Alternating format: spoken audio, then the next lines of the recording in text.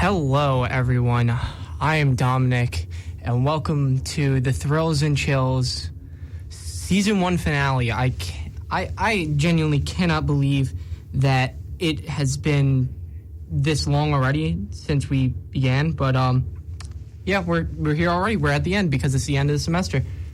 And it's pretty much the end of the year. So first off, before we continue, happy holidays. Yeah, it's the holiday season. Just want to get that out there.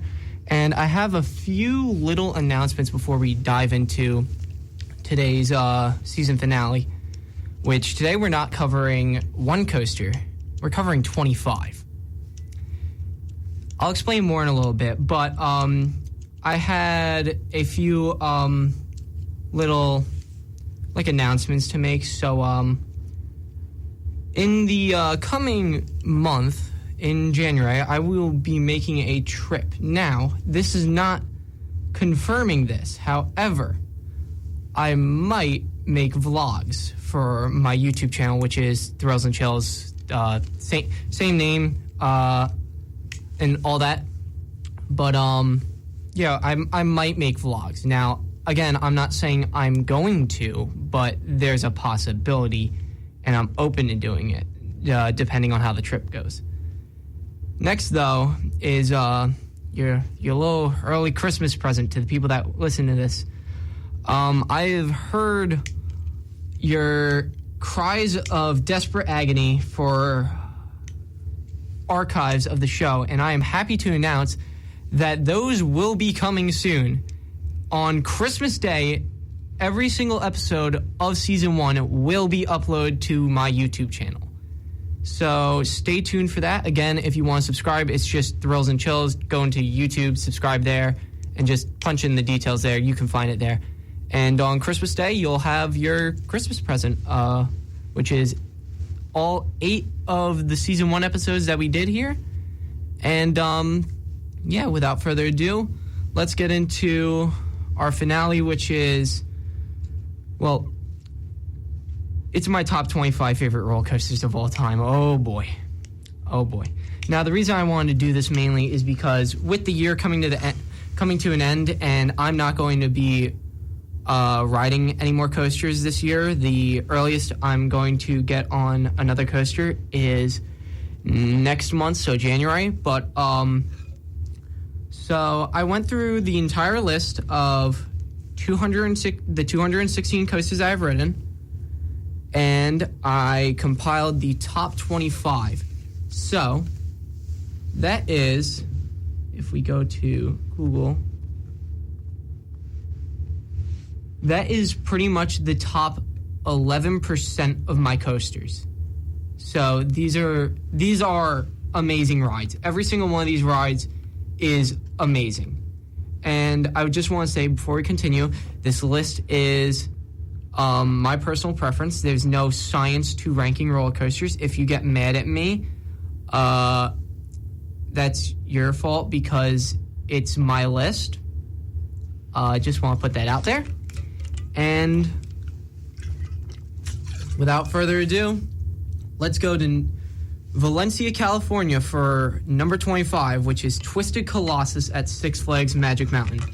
So this is a 2015 RMC dueling hybrid conversion coaster. So it used to be Colossus at Magic Mountain, which opened in 1978. Now, by 2014, Colossus had pretty much become relatively outdated in the scope of the rest of the park, and in order to give a new twist on the ride, Six Flags at this time found this company named RMC, Rocky Mountain Construction, and you're going to hear RMC a lot during this, a few other times, but this company would take an old aging wooden roller coaster, take off the wooden track, put steel ledgers on the wooden supports, and then put steel track on the steel ledgers so you can make a more extreme ride while reusing the structure, and pretty much you just remake a ride, but better, and also less rough, more exciting, can go upside down.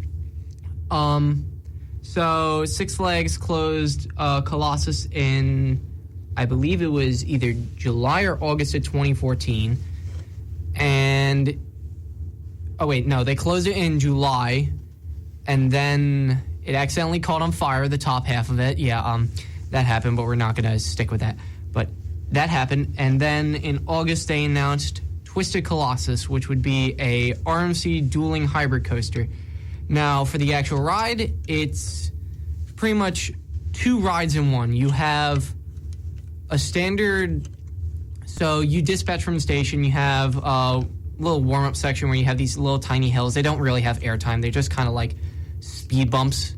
And then you hit the first lift hill. So after you disengage from that lift hill, you go through a course with some pretty good airtime. Not, mind you, not the best, and there's far better on this list. However, it's still pretty good, and it was world-renowned when it opened in 2015, and it still is pretty world-renowned to this day. You just don't see it topping many lists anymore. Now, the thing with Twisted Colossus is it can't duel every single ride because it is completely dependent on how fast the next train dispatches from the load station.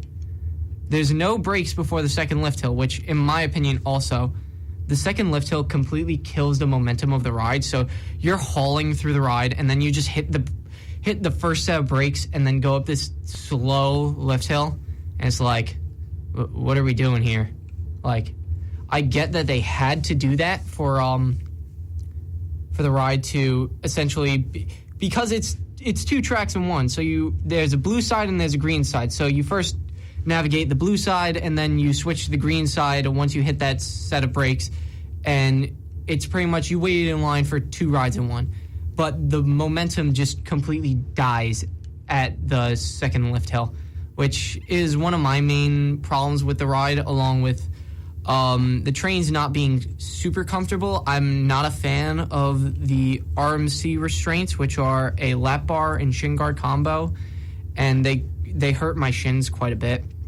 But mind you, I am willing to set that aside for the other RMC coasters that are on this list, because there are more, but all the restraints on them, I just want to put this out there, they're not optimal on any RMC coaster that I've ridden so far. But number 25 is Twisted Colossus at Six Flags Magic Mountain, and we're going to go next to our number 24 coaster, which is an hour down the road in, I am blanking. Hang on. Where is that? Oh my God, I am so sorry. Okay, we're going an hour down the road to Buena Park, California, where we're going to take a ride on my number 24 coaster, Accelerator at Knott's Berry Farm, which has my favorite launch of all time. So this is a 2002 Intamin hydraulic launch coaster, the first coaster that was built with a hydraulic launch. And if you don't know how hydraulic launch works, pretty much there's this giant winch connected to a catch car, and the train latches into the catch car, and then hydraulic fluid is pumped into these valves, and then when the train launches, it releases and then drags the train down the launch track incredibly fast, because all the hydraulic fluid wants to escape from where it's being stored. So it's a method of like launching a train incredibly fast. However, the method is incredibly unreliable. If you want more details on what the hydraulic launch really is, I would suggest CoasterBot on YouTube has a great video on the history of launch coasters, and he goes into detail pretty well there. And then episode 6 was our King Ka and Green Lantern episode, which King Ka barely missed the cut on this. It is my number 27 favorite coaster of all time. And so Accelerator is pretty much just a longer version of King Ka. Even though it's shorter, it's compared to King Ka was 456 feet tall, and it went 128 miles an hour. Now Accelerator only goes it's only 205 feet tall, and it only reaches 82 miles an hour. However, the launch is it's genuinely like being shot out of a gun. It is the strongest launch I've ever done because you just get absolutely just ripped down the launch track like incredibly fast. And it is one of the fastest accelerating launches out there too. And it's actually faster than Stealth at Thorpe Park in Britain, which I know a lot of people keep claiming, oh no, that's the fastest hydraulic launch. No, go to the Ride Forces database website, and then you'll be able to compare the launches, and you'll see that Accelerator is longer. So after the amazing launch comes a top hat, which has very good airtime, and then pretty much past this point, the ride just has these two very high-speed overbank turns, and while they don't do a whole lot, they're just really fun to just kind of go incredibly fast. Like, I love speed on rides where you're just kind of appreciating how fast you're going, and just going that fast on a ride like this, it's super fun. So yeah, that's why Accelerator is my number 24 favorite coaster of all time. And we're gonna hop across the country to Williamsburg, Virginia, where we can find Pantheon at Busch Gardens Williamsburg, the 2022 Intamin LSM launch coaster. Now, you might be saying, Dominic, why is Pantheon a different launch coaster ahead of Accelerator? Now, here's the thing. I said Accelerator had my favorite launch of all time. I didn't say it was my favorite launch coaster of all time. That would be... Oh, wait. Did I get that wrong, too? No. Okay. Wait. Yeah, no. Pantheon is my favorite launch coaster of all time. It's a very unique ride. It has a section of the ride. So you have one launch, and then you have kind of a warm-up section. And then you have this section of track where you turn into it, and then you launch forwards, almost go over the 190-foot tall top hat, which has fantastic ejector airtime. Let me just mention that before I forget. But you almost go over, but you don't go over the top hat, so you actually roll back down and then launch backwards, and then the section that was a turn switches to a straight section using a track switch, or like a switch track. And at that point, you launch backwards and then go up a spike and then do the launch sequence again forwards and then crest the top hat. Now, during this launch, there's a very diabolical hill. Now, this hill in this launch track, when you fly over it, going, because Pantheon goes 72 miles an hour, when you fly over this hill at full speed, you get absolutely launched out of your seat. And I'm talking like absolutely launched out of your seat. The strongest airtime moment in the park, not the strongest airtime moment in Virginia, but the strongest airtime moment in the park. And it is incredible because you don't expect much from this little hill in the middle of the launch, because you accelerate over it and then you just get catapulted out of your seat, and it's like, whoa, okay, that just happened. What is going on? And then you have a few more great elements, like the outer banked wave turns. So pretty much imagine those high turns that I talked about on Accelerator, but they're facing outwards and they have very good airtime on them. And it also has a very good zero-G stall. Trains are very comfortable. Ride is very smooth. I'm trying to find the list of elements that it has, because I had them all copied down, but... Okay, wait. Pantheon. Airtime hill, vertical rollback. Yeah, what I'm mentioning again, great airtime, very smooth ride, very surprising ride. I do need to re-ride this ride because I haven't ran it since 2022. However, I feel like where I have it in my rankings currently would be about where it would stay. Maybe it would move up a few slots when I re-ride it, but I don't know. That's something that I can worry about when I actually re-ride it. So, moving on, we are going to go a few states up the Northeast, and we're going to go to Six Flags Great Adventure, where we can find, as Six Flags put it in 2001, the most explosive coaster ever, Nitro, B&M Hypercoaster. It's 230 feet tall, 80 miles an hour, has a bunch of hills and I just want to state this right now. Nitro has it's a bit of a joke in the coaster community because it's been outclassed by several other B&M Hypers. Now, I haven't done these other B&M Hypers. I'm doing one next month that's probably going to end up becoming my new favorite B&M Hyper. However, for what Nitro is, it is my favorite B&M Hyper coaster, and it is my favorite B&M coaster without inversions. It's got really good floater airtime on during the ride. Multiple hills have it's not the strongest airtime. It's definitely not the strongest. However, it has just a lot of airtime, and also great setting out in the woods of Great Adventure. You get some fantastic views of the lake that actually borders Great Adventure on ride. And I remember one time when I was on the ride, I actually saw a group of people canoeing down the lake, pretty much right past the ride, which is a really cool sight to see.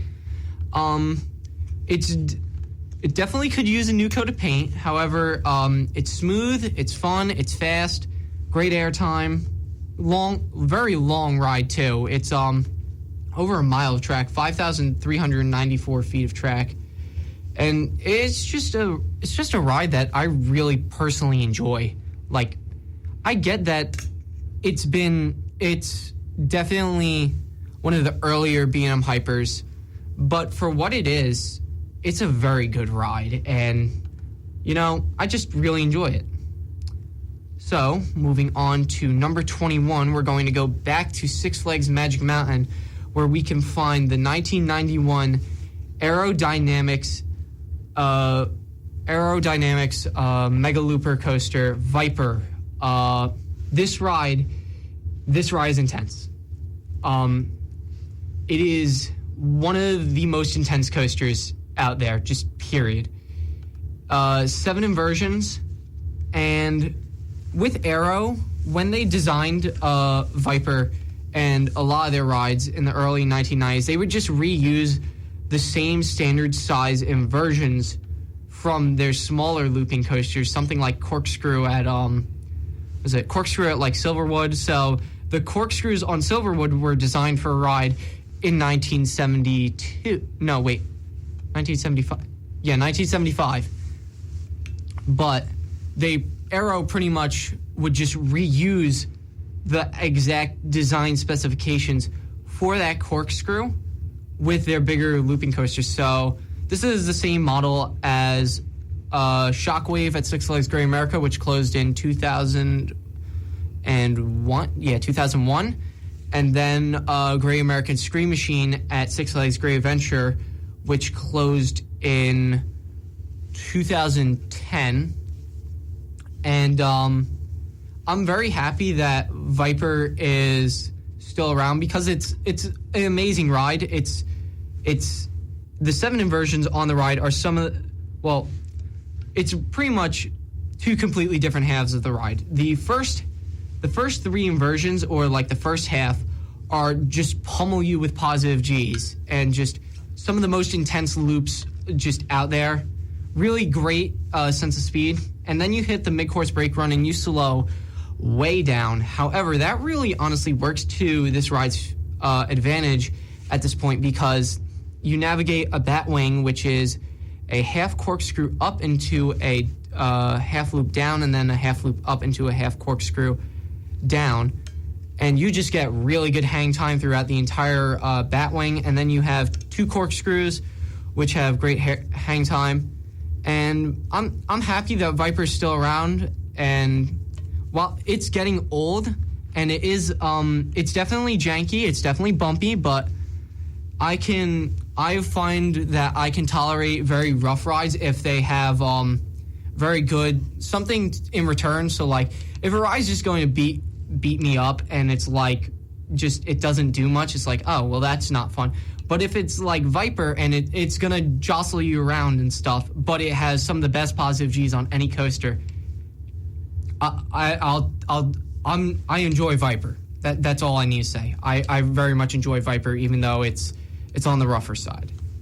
So now we're going to stay in the same park, and we're going to go over to Samurai Summit, where we can find the best B&M flying coaster that I've done to this point, which is Tatsu. Bollinger and Mabillard flying coaster opened in 2006, and this ride also is a powerhouse with positive G-force. It is additionally one of the most intense rides I've ever done, and it's incredible. I don't know how to truly describe it, but when you're on Tatsu, since it's a flying coaster, so you're pretty much, you start sitting down and then the train raises up to a point where you kind of lay in a prone position. But the ride uses the terrain of Magic Mountain to its advantage so well, and it just winds around the top of Samurai Summit. So it's 170 feet tall with a 111-foot drop. Now, the thing is with that, the entire ride builds up to its final moment being the pretzel loop. However, to this point, up to that point, you have a corkscrew, a zero G roll, and then a horseshoe element, which is pretty much just a fancy term for a really highly banked turn. Now, every single element just keeps building on Tatsu. So the second you drop off the lift, you have a turn around the old Sky Tower, which wasn't open for me and hasn't been open in years. And I really hope they do get it back open, because it's really cool how Tatsu goes. It's pretty much just built around it. So the first drop is a turn around that and over the River Rapids ride. And then you go into the corkscrew, and then you have your zero G roll. So at this point, after you hit the corkscrew, you turn out and then face the front half of the park, so you could see Viper and a few other rides, one of which we will get to eventually on this list. And then at this point, you turn around, you hit the zero G roll, and then at this point, it pretty much just reverses your entire direction, and you are now facing the California mountains. You're just facing this entire mountain range, and then once you hit that horseshoe, you are just watching all these mountains pan out right in front of you, just as you're riding. It just all comes into view, and it's like, wow, that's beautiful. Too bad we're now going into one of the most intense inversions of all time, and one of the greatest moments on any coaster ever, and probably the greatest finale on any coaster ever, in my opinion, besides a few. Well, that's a topic for a different episode, but you hit the 124-foot tall pretzel loop, which dives down the mountain. So at this point, you're just going up and down the terrain of Magic Mountain. And then you hit this pretzel loop, and you dive completely down the mountain and just pick up so much speed, and you get absolutely demolished by positive Gs. It is one of the coolest inversions ever. And then you pop up, and then you have an inline twist and a turn.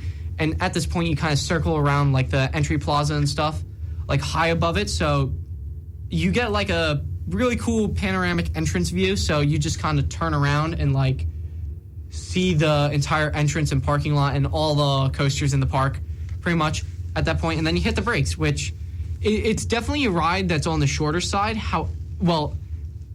It's not very short because it's 3,602 feet long. However, it feels short on ride is what I'm trying to say. Because it's just full, pretty much pedal to the metal the entire ride. And you keep your speed the entire ride. That's what I'm trying to say. So yeah, amazing ride. And now we're going to move on to my 19th favorite coaster, which is again in the same park, and just past Samurai Summit in the Gotham City area lies one of the most intense coasters ever built. It's the Riddler's Revenge, the 1998 B&M stand-up coaster. Now, you might be remembering episode 6 where we talked about Green Lantern, a different stand-up coaster. The thing is with stand-up coasters, with how you ride them, the positive Gs, which are normally going to just be comfortably put on a rider's, pretty much when you sit down, it presses you in your seat. When you stand up, when you're on a stand-up coaster, the positive Gs feel like they make your legs want to explode. And that's a good thing. I just want to say that's a good thing because it is one of the most relentless, intense rides of all time, and it's definitely not as intense as a different ride that we're about to get to. But all the inversions are great. It has a great layout, very smooth, very fun. Definitely make sure when you ride a stand-up coaster, have the restraint in the correct position, or you could become a stand-up coaster hater, which, unfortunately, it's a very mixed bag with stand-up coasters. Some people love them, like me, and some people absolutely despise them, which, you know what? I understand. It's not for everyone, but, I really enjoy it on a ride, like having those really intense forces. And that leads me into my favorite B&M coaster of all time. And pretty much the more intense version of the Riddler's Revenge. It's Green Lantern at Six Flags Great Adventure. Who saw this one coming? Oh boy. Now, before we continue, yes, I am aware that this ride no longer exists. It is currently sitting in a scrap heap because since our episode on it, the ride closed permanently and it is currently being turned into scrap metal because the ride has reached its end of service life, which pretty much means at this point you'd have to completely rebuild the track and stuff to keep it running, which just probably wasn't worth it for Great Adventure because this ride initially opened in 1997 as Chang at Six Flags Kentucky Kingdom, and then closed in 2009 there, and then was relocated to Great Adventure in 2011 and rethemed to Green Lantern for the movie of the Ryan Reynolds movie that came out that year. Now, funny thing about that, I don't remember. I have seen the movie. I don't remember it. But there's a common joke that goes around that most of the Green Lantern coasters that opened that year sucked, like the movie. Now, again, I need to finally watch the movie and suffer through it, inevitably. But I just want to say that Green Lantern at Six Flags Great Adventure was not the one that you suffered through. That was Green Lantern First Flight at Six Flags Magic Mountain, which I never rode, and I never want to ride because that ride looked awful. Now, Green Lantern pretty much takes everything about the Riddler's Revenge takes away the second dive loop, and just it has more sustained positive Gs in between elements, and it has more speed throughout the inversions, so it's just a more intense ride overall, especially the incline loop. Like on the Riddler's Revenge, the incline loop on that slows down a lot compared to Green Lantern's incline loop. You just hauled directly through it, and it gave incredible positive G-force the entire way through. Just an all-around really great ride. And again, I understand that stand-up coasters aren't for everyone, but here's the fun part about that. I'm not everyone. They're for me. I really like them. So I'm going to miss that ride quite a bit. And while I'm not going to miss it as much as King Ka, I did like it more than King Ka. So yeah, that was number 18, Green Lantern at Six Flags Great Adventure. And we are going to now hop a state over to Dorney Park in Allentown, Pennsylvania for my number 17 coaster overall. And this is Steel Force, which is a 1998 Morgan Hypercoaster. Prior to this year, this ride would have most likely been in the high 40s, I would say, of my coaster rankings. However, this year, Dorney Park pretty much had the mid-course brake run completely turned off except for 3 brake taps on the train on the return run. So pretty much the joke was before that's, it's steel forceless, which I'm very happy to say it was not last year, and it definitely is not now. And while the outward run of Steel Force last year had good floater, the return run just was kind of all right. It didn't have very strong airtime. Now, I just want to say it's sustained floater on every single hill. You get very, very good sustained floater airtime on every single hill. They also sped up the lift hill this year, which means you crest the drop faster, so you get airtime over the drop that wasn't really there last year. Was it? Let me think. What else on this ride? It has a really cool helix to turn you around. Has some pretty good positive G-force, which not a lot of people talk about, but it's pretty good. Yeah, it's one of my favorite hypercoasters of all time, and it's just a great ride. My personal favorite at Dorney Park, and then my second favorite would be, was it Hydra, and then probably, to think, not Talon. I don't really like Talon. Talon's kind of forceless and boring. It's just very nothing burger ride. Doesn't matter because we have to move on to a small park in Kissimmee, Florida, Fun Spot Kissimmee specifically, where they have one of the jankiest roller coasters of all time, yet it is one of the best coasters of all time. It's Mind Blower, the 2017 Gravity Group wooden twister coaster. And this ride it's a lot, okay? It's very janky. It's not smooth. Like, it's not perfectly smooth. Like, it's not brutally rough, but you're gonna take a beating on this ride. Like, it's a good ride, and it's my 16th favorite coaster of all time. But just be prepared if you ride it. It is very janky, very loud. It used to be brutally rough, apparently, when it was all wooden track. But RMC came in and gave it some steel track to help alleviate the roughness.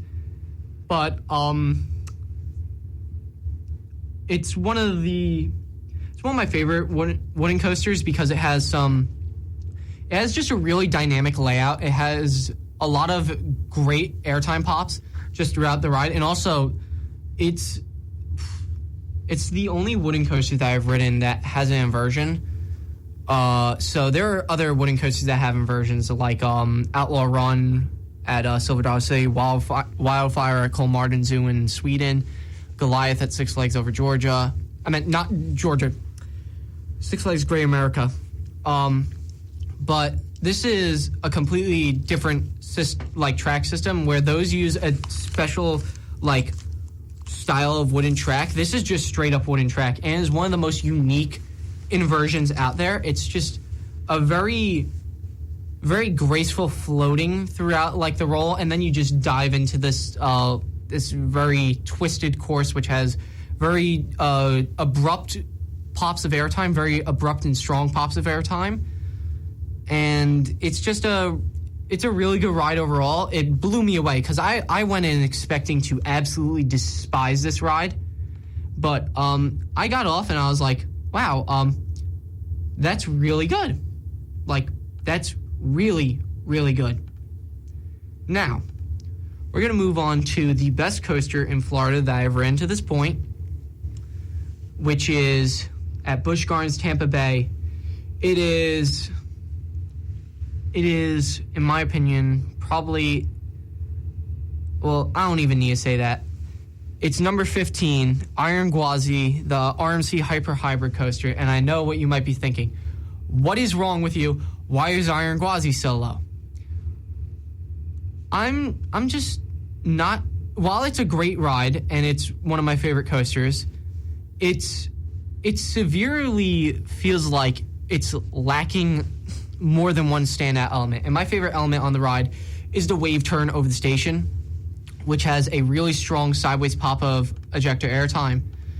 It's really,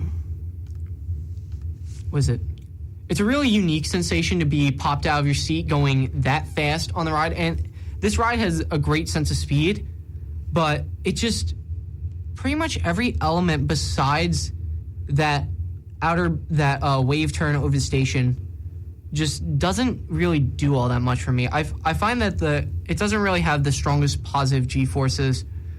And then, let me think. So if I go to Iron Gwazi on Roller Coaster Database, if I go to that, the first Outer Bank hill directly, the drop is pretty good in the back. The Outer Bank, the first Outer Bank is all right. It just slows down a lot during it. On my rides, had some okay floater. Then you have the Death Roll, as it's been nicknamed, which is just a really fast downwards barrel roll. And a lot of people are like, oh, it has upside down ejector airtime. No, it does not. It does not. It's just a really fast roll. Then you have an Overbank, which just carries a lot of speed. That wave turn that I was talking about, which is a phenomenal, like, top tier, world class element. And that's by far my favorite moment on the ride. And then just a few more elements like a stall, a few pops, drop into the brakes, just a few more things. Overall, it feels very short, like as a ride, even though it's 4,075 feet long. It just doesn't really. It's not my cup of tea per se, because it's like, oh, that's really good. I just wish it did a lot more than like one element that's like really, really good. And I wish it had stronger positive G-forces and stuff. But that's just nitpicking at that point. And moving on to my number 14 overall coaster. Was it? That would be Ghost Rider at Knott's Berry Farm, the 1998 CCI wooden coaster. This ride, this is one of the best wooden roller coasters of all time, and it's a very compact ride. So I just want to put that out there. It's a very, very small, compact ride. Like it's tall. It's like 118 feet tall, I'm pretty sure. But it goes over Beach Boulevard, which is the road that pretty much you take to get into Knott's Berry Farm. And it also it pretty much just stays in like an L shape the entire ride, and it doesn't get any wider than the turnaround and the helix, which the helix is another world-class element, just like a solid 7 to 10 seconds of sustained lateral G-forces, which is insanity.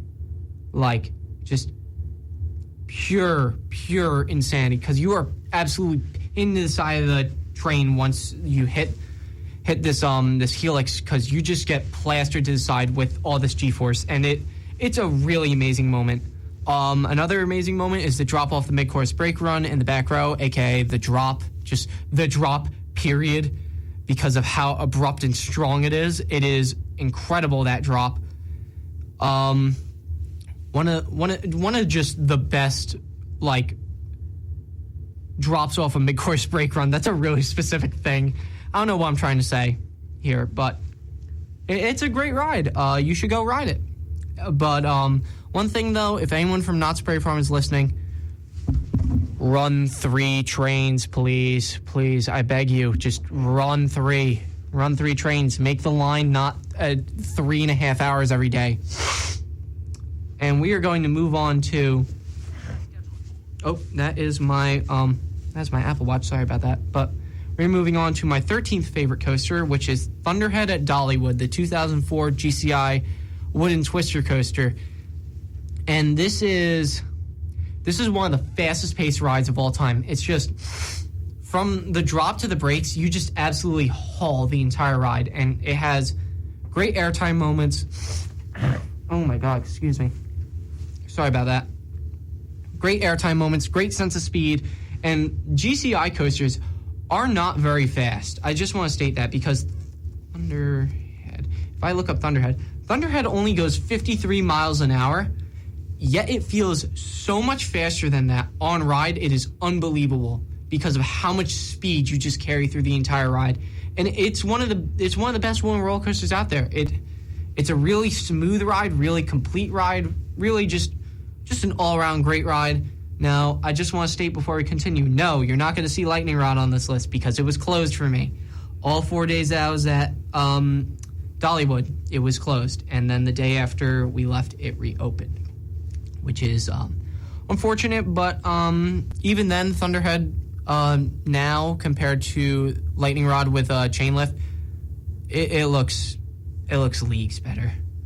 And we are going to move on to my 12th favorite coaster at King's Dominion, which is Twisted Timbers, the 2018 RMC hybrid coaster. And this ride is an ejector airtime machine. Just in the entire ride is everywhere there was space to put in airtime, they added an airtime hill. So you are constantly being absolutely rocketed out of your seat, just hill after hill after hill after hill of just popping out of your seat. And it's a really fun ride. But it's a very repetitive ride, too. The restraints on this one are different than the ones on Twisted Colossus, which I like the ones on Twisted Colossus more because of the Gen 1 trains. They feel a lot less... You feel a lot less boxed in. Well, I personally feel a lot less boxed in on the ride than on,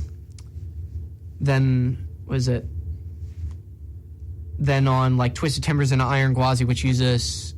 Gen 2 RMC trains. They also have worse lap bars and shin guards, which really bug me because those ones, they just dig into my legs, and it's just really annoying. I don't really like the restraints on the Gen 2 trains. I feel like the Gen 1 trains are a lot better in my opinion. But yeah, Twisted Timbers is a really good ride. And moving on to my favorite RMC hybrid coaster, number 11 is Wicked Cyclone at Six Flags New England. One of the most aggressive rides of all time. A similar situation to, Twisted Timbers, where every single moment where they could fit an airtime hill, they put an airtime hill there. And you are just constantly getting popped out of your seat, ejected so many times during this ride. It is unbelievable how strong some of the airtime is. My favorite moment is the corked hill, shout out to Ross if you listen to this, aka the expletive that I can't say on the air, die hill. Was it just the death hill? We pretty much nicknamed it, me and my friend Ross. But it's pretty much this hill where you go in, turning to the right, but you stay banked to the right and then turn left, and it kind of snaps you over at the apex of this hill. And so you just go in and get absolutely, like, launched out of your seat, and then just, like, you pretty much rotate at the same time while you get launched out of your seat. It's just a really, really good moment on the ride. One of my favorite moments on any coaster. And then moving on to my favorite RMC coaster of just period at this point, we are going to go to California's Great America for the 2018 RMC Raptor Railblazer. And oh my goodness gracious, God almighty, this ride is insanity. It's 25, it may only be 25 seconds long. It may only be 1,800 feet of track. However, it is 25 seconds of pure insanity. Some of the strongest airtime just ever. One of the best drops ever. The dive loop has an insane pop of ejector airtime going into it. Then you have the S-bend hill under the lift hill where you feel like you're literally going to clip the lift hill and die. And it's just a really, like, super in-your-face, really great pacing. Every single element on this ride, like, it's the complete opposite of Iron Gwazi, where they only had one standout element on Iron Gwazi. On Railblazer, every single element hits like a semi-truck. It is unbelievable how demented this ride is. And I'm honestly a little bummed that RMC doesn't sell the prototype layout anymore because they modified it to run 10 cars because apparently it was for maintenance reasons, which I get, but also at the same time, there's nothing like Railblazer. And Railblazer is just a pure spectacle of a ride. And similarly, another pure spectacle of a ride is my number 9 coaster, which is El Toro at Six Flags Great Adventure. The 2006 Intamin prefabricated wooden roller coaster. And this is another similarly just amazing ride. Absolutely massive wooden roller coaster. And it has 4 of the greatest airtime moments of all time. The drop, the 2 camelbacks, and then the rolling thunder hill. Now, I will say, I am willing to take the trade-off of the drop in the back row to ride it up front, where it's the airtime charging over the hills is stronger than the airtime going down the hills and getting dragged down the hills. It's a lot stronger going over them, and I just like riding it up front a lot more. And just those hills where those 4 moments that I mentioned, well, 3 up front, are some of the strongest airtime moments ever. And the Rolling Thunder Hill in particular absolutely launches you into orbit. It is incredible how strong the airtime is on that hill. And it's one of the best wooden roller coasters of all time. Moving on, however, we are going back to California's Great America for the best ride in the park. Their 2013 GCI Wooden Twister Coaster, Gold Striker. It's my 8th favorite wooden roller coaster, 8th favorite coaster of all time. And this is pretty much Thunderhead, but I don't know if I could... I'm going to refrain from saying what I was going to say, but pretty much it's Thunderhead, but even more insane. It is even more aggressive. It has better, more sustained airtime. It has a lot more bite to it. It's a lot more intense. It has some really good positive G's on it, honestly. But it is full, really well paced the entire ride, and it's just it's the best GCI coaster of all time in my opinion. I haven't ridden wood coasters / mountain flyer in China, which probably would be better. However, Gold Striker is an unbelievable attraction that everyone should ride. And moving on to my 7th favorite coaster, and we gotta start wrapping this up because we are getting close to the end of our time. But my 7th favorite coaster of all time is the Coney Island Cyclone. Oh boy. When I say they don't build them like they used to, they do not build them like they used to. And this is a perfect example of they don't build them like they used to. Cyclone is one of the most aggressive rides, period. It has some of the best laterals of any coaster out there because if you ride alone, you get absolutely slammed around on the turns on this ride. And additionally, it has some really, really good ejector airtime. One of my favorite parts of the ride is the Hell Hill, as I've nicknamed it, where it's on pretty much towards the end, where you just have this really small bunny hill that has a slight turn in it, but you get ejected from your seat and then slam to the side of the train because the train catches up with you, and then you just boom to the side. It's definitely aggressive, and it definitely will give you a few bruises, but it's one of the best coasters out there, and it's a pure joy to ride the entire ride. And speaking of pure joy coasters, Phoenix at Knoebels is one of the best just coasters, period. It has a lot of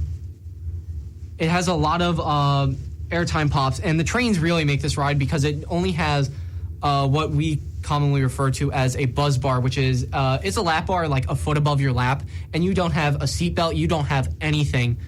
You just have this one lap bar, and you on the bunny hills on the ride and on most moments you just fly out of your seat. And specifically also the return run with the 4 back-to-back bunny hills, it's just ejector pop, ejector pop, ejector pop, ejector pop. It is an incredible ride. Now, we've reached the top 5, and this is pretty much what I'd consider like the 5 greatest roller coasters of all time that I've personally ridden up to this point, because obviously I'm going to keep riding coasters probably until the day that I die, or when my doctor says, yeah, you can't do this anymore, dog.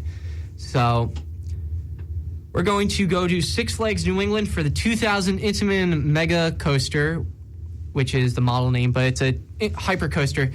It's Superman the Ride, aka Superman Ride of Steel, and this has probably the greatest layout of all time, how it goes from an out and back hyper coaster with some of the strongest airtime out there and one of the best just airtime hills of all time. Shout out to the fourth Camelback, one of the just sustained negative 1G pretty much for like a solid 3 seconds. And then it goes into a spaghetti bowl twister layout and really interacts with the pass. Intamin designed one of the greatest layouts of all time, and it has some of the best airtime of all time. Just a really all-around great ride. Great positive Gs, great airtime. Actually has some pretty good laterals, too. And, just one of the greatest coasters out there. My second favorite coaster in all of New England, because my favorite coaster in all of New England and the best wooden roller coaster of all time is number 4, Boulder Dash at Lake Compounce, the 2001 CCI terrain wooden roller coaster. And this ride is an absolute masterpiece. This is just integrated with the hillside of Lake Compounce because it's built into the mountain.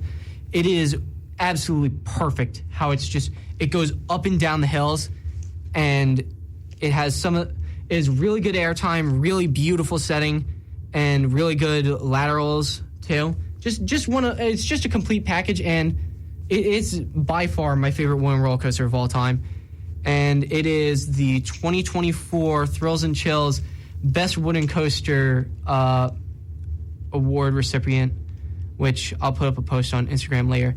But moving on to my third favorite coaster, all of them from here on out are steel, but my third favorite coaster is X2 at Six Flags Magic Mountain, which is one of the most insane coasters of all time. It's not the longest, it's not the tallest, but the way the seats rotate on this 4D coaster is unbelievable. And it's also a little janky, and it can be a little bumpy. However, what this ride does absolutely makes up for it, because it is one of the most mental experiences of all time. Because usually, you're either going forwards or backwards on a coaster. This, you can't tell what's going on. It's just pure, what is going on? What is happening? Why am I here? Why am I upside down right now? Wait, why am I turning around? Oh my God, why is there fire? And oh wait, the ride's over. Wait, I lived through that? Oh, okay, I did. But yeah, it's just one of the greatest coasters of all time compared to other 4D coasters I have done, which are the SNS 4D free spins. Those are garbage. X2 is one of the just most insane coasters of all time. And following that is probably it's another one of the most insane coasters of all time. Probably the best coaster for airtime in the world. It's Skyrush at Hershey Park, and oh my God, this ride is insanity, because it has one of the greatest drops of all time with just a really strong ejector moment halfway down in the back left seat, and then just some of the most sustained ejector airtime moments the entire ride, because it focuses on really small hills. And then wrapping this up, because I literally have less than a minute, the winner of the best coaster in the world, in my opinion, for this year, and for pretty much two and a half years running at this point, is Intimidator 305 at King's Dominion, the most intense roller coaster ever built, with the greatest positive G-forces and some of the most abrupt ejector airtime moments of all time. It is absolute perfection. This is the greatest ride ever built. No matter what, it is pure perfection. Anyways, I kind of have to wrap it up now. So have a great holiday, and that has been Thrills and Chills Season 1. And in the words of Forrest Gump, I'm tired. I think I'm going to head home. Bye.